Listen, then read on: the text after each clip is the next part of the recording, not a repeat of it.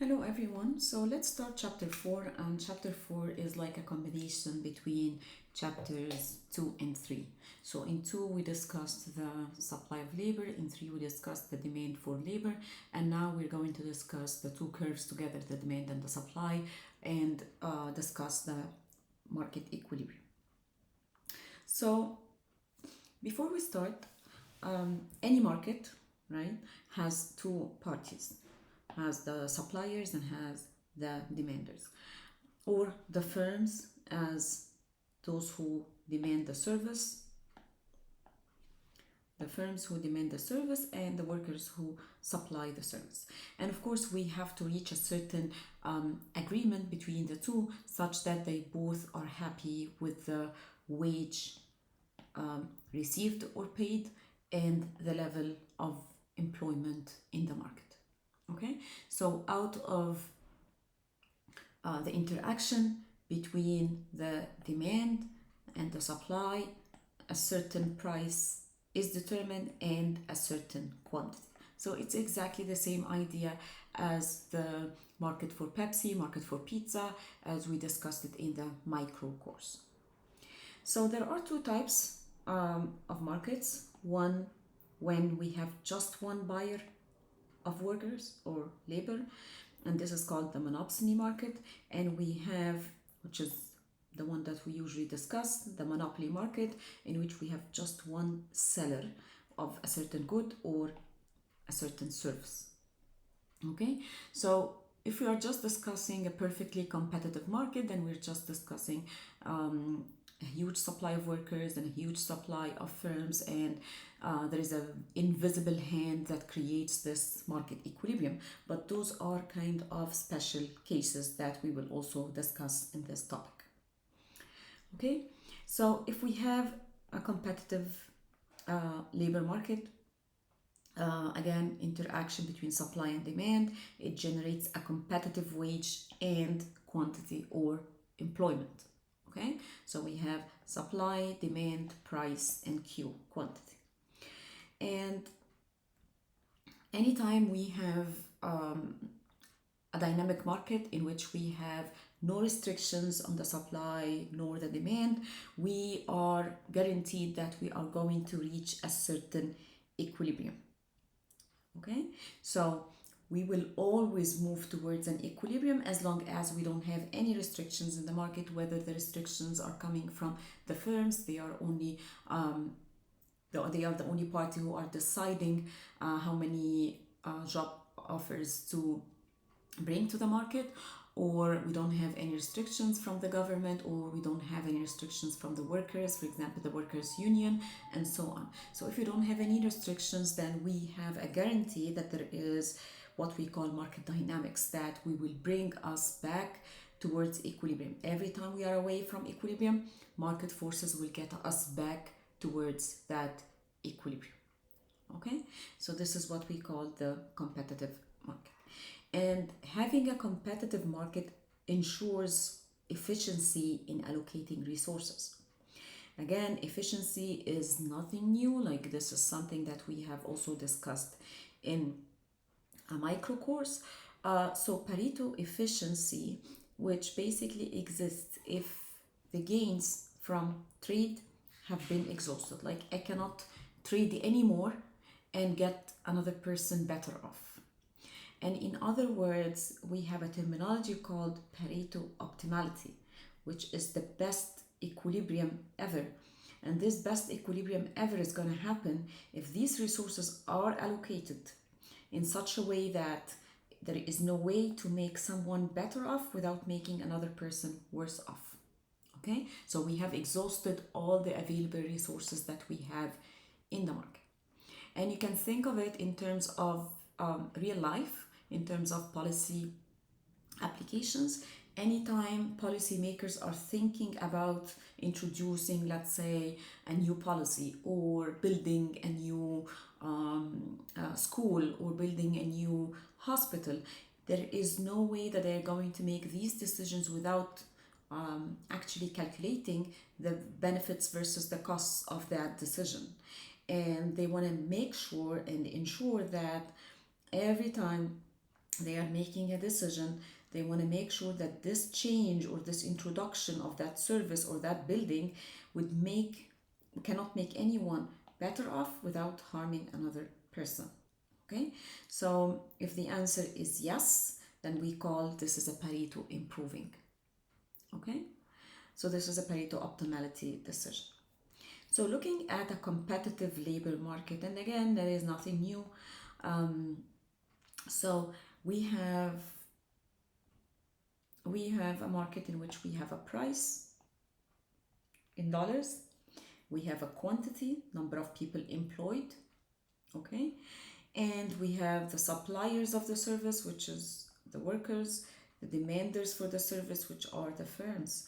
And the intersection point is what we call the market equilibrium, in which those people are happy with the wage they take and those people are happy with the wage they pay. And the agreement is reached at W star. So W star is the point of or the equilibrium price. And looking at this equilibrium price, any point above that equilibrium price, and if I take this any point and I go all the way to the demand curve, this could have been a wage that the demanders or the firms, okay, are paying, but they are not paying it. They are paying it here. So they are happy that they are here but not here, right? And they are also happy that they are here but not here. So anything that is above what they pay is a triangle or a shaded region that gives the producer surplus, because every time they are going to be comparing each and every point above the equilibrium wage and compare it with what they are actually paying, and they are happy because they are actually paying.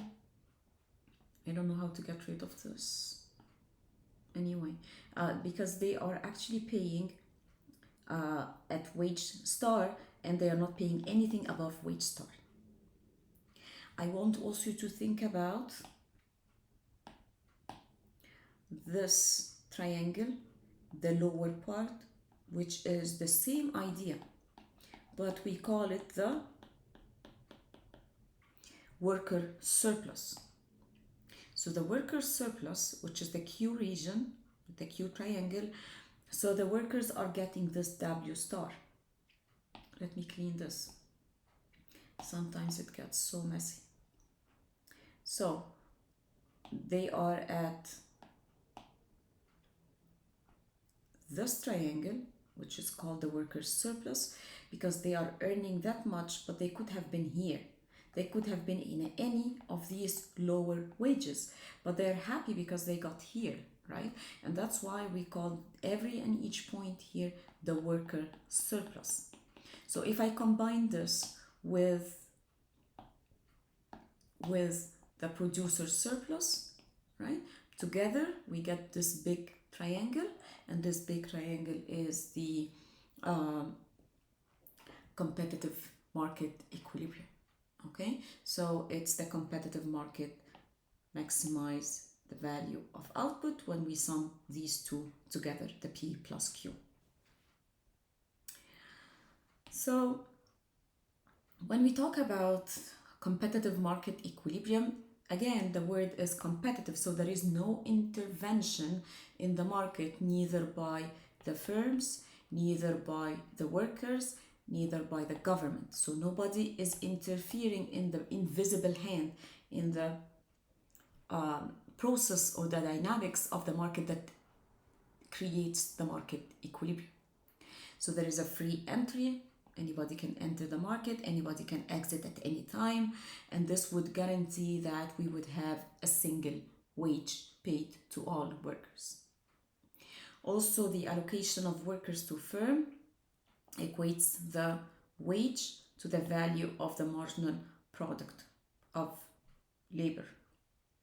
Okay, so remember in the last topic we had this equality. We said they're going to make the payment, which is the wage, as long as how much they can get out of employers okay, out of employees, I should say, workers, the marginal product of employment times, right, the price. This is like how many goods they can produce, each additional worker, how much each additional um, good is sold for. So this would give me a value of the marginal product of workers. Again, this is in dollars, and this is what they pay in dollars. So they want to make sure they reach this equality between how much they pay and how much they get out of each worker. Okay, so there is a certain level of employment that firms are going to reach. Okay, and this in a market where everybody is easily entering, easily exiting out of the market, and this would ensure that we reach Pareto optimal efficiency or allocative efficiency. So the single wage is one of the properties of a competitive market. As you know, since we started micro supply demand, we always talk about equilibrium, right? We always talk about a single price, a single wage in this labor economics course. Okay, so it's the same idea. But they're going to reach the single wage or the equilibrium based on certain mathematical equality, right, between the wage and the marginal product of workers. So they want to make sure that they make this decision based on that. Okay, so they move, for example, if we have different regions, of course, you're free to move between different states, let's say in the US. So by the end of the day, if we are able to move between different states, this would guarantee equality. There is also an example that I like. If you're going to a supermarket and you have one cashier here and one cashier here and one cashier here, and you have two people here and you have one person here and you have two here, okay, and you're going, what you're going to do, of course, you're going to go to the one that has the least number of people. So you're going to be there, and this guarantees equality in the number of people between the three different cashiers. So equality, why were you able to go here? You were able to go here because there is no restrictions. There is no one is telling you, oh no, go to this cashier because you are paying in credit card, or go to this cashier because you're paying cash. So if I don't have any restrictions in the market, I'm going to go to the cashier that has the least number of people. And this this ends up by having the same number or single number, right? Two people here, two people here, and two people here. That's the idea. So every time I don't have any restrictions, this guarantees that you will reach a single wage or a single price. When we talk about one of the applications, the North America Free Trade Agreement, the NAFTA, between the United States, Canada, and Mexico. And the idea here is they wanted to reduce the income differential. So they wanted to make this zone free movement of workers and goods and services such that by the end of the day, if this is cheaper there, I'm going to go there. If this is a higher wage here, I'm going to go to the higher wage. And why they are doing that? Because they want to equalize economic opportunities. They want to create a single income, or in other words, reduce income gap, reduce income differential between the different countries. Okay, so in this example here, or in this graph here, we have like a theoretical example of a competitive market. Just notice that we are still talking about a competitive market, and we are talking about two regions. Okay, so we have the north region of a certain country, and this is the south region. Each region has a certain wage. Okay, so let's say this is the equilibrium, which is the same equilibrium. If this is 10, then this is 10. Okay, but the north have a wage, the north region has a wage that is above equilibrium. The south region has a wage that is below average or below equilibrium. So if you are someone going to the market and there is a free entry and free exit and you're free to go anywhere, which one you're gonna choose? Of course, I'm going to choose the higher wage. I see that the wage in the north region exceeds the wage in the south region, right? Just your eyes can tell this is higher than this one. Okay, so definitely you're not going to be here. No, you're going to go here because you want to earn a higher wage. So this is exactly what's going to happen. So whenever we have a wage that is higher in certain zone or in certain location, I should say, then workers are going to go there. So we will see here the supply of workers in the north are going to increase because so many people are supplying their service there, and the opposite is going to happen here. The suppliers of service or workers in the south is going to drop, shifting the supply curve towards the left, shifting the north supply curve towards the right. And just the normal law between supply and price. Anytime the supply of any good increases, the price is going to go down, right? In our case, we say not the price, we say the wage is going to go down. So as the supply of the service increases, the supply curve of workers in the north region is going to shift towards the right, dropping the wage rate back to equilibrium, increasing the quantity of workers working or increasing employment. The same here, or the same dynamics is going to happen, but just in the opposite direction. So when the supply of workers decreases because the wage is relatively low, so as the supply drops, the price in the market is going to increase. So the wage rate is going to move all the way up until the equilibrium. Looking at the two markets, we will find that what's going to happen is that by the end of the day, because of the free movement, because it's a competitive market, the wages are going to be equalized. So we're going to have just a single wage, same wage here and there. It's exactly the same. And why this is happening? It is happening because of the increase in, because of migration, okay? The free movement of labor between different regions. Okay, of course, this is employment and this is the dollars, so the value of employment is going to increase in the north region, but it's going to, right, drop in the south region. So let's take this graph, and we're gonna stop after this graph. So this graph, what we have here is an application. So just notice that this is just theoretical, but this one is real life application, and it's actually from a certain specific paper that you can go ahead and find it online and read it. And in this graph, we have two variables. So we have the percent of annual wage growth. So this is the growth rate of wages. This is the initial level in the 1950 of manufacturing wage. Okay, so if we are talking about convergence, or that the gap between wage rates across states is going to be reduced, then we are talking about the idea that if I start with low wage, for example here, I should be expected to grow faster, right?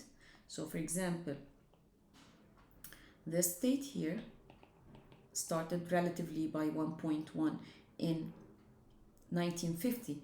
It's growing faster than a state here that was originally, right, or that was originally had high wages, so it's growing slower. So if some states are growing slower, right? And other states are growing faster, then they would catch up. So this is what we call in macroeconomics catch-up effect or convergence in income. So you notice that if you have taken econometrics before, if you have taken statistics, if you have studied correlation between two variables, you can just look at this graph and say, it looks like I can put it into an oval shape, right? Of course, there are some states out, but I would say in general, okay, the main trend here or the average trend here is a negative relationship. So if you have taken econometrics, or even without econometrics, by just looking at this scatter plot, you feel like, okay, I can get a negative relationship out of this graph. Based on the estimate in this paper that half of the wage gap across states is going to disappear in about 30 years.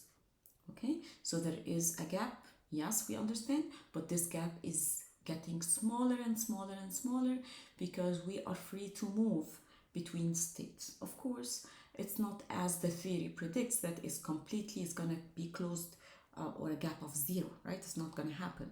But in real life, it's going to be way faster, right? And it's going to take so much time until it actually realizes. This paper had an estimate of 30 years. Okay, let me stop here and continue in the next video.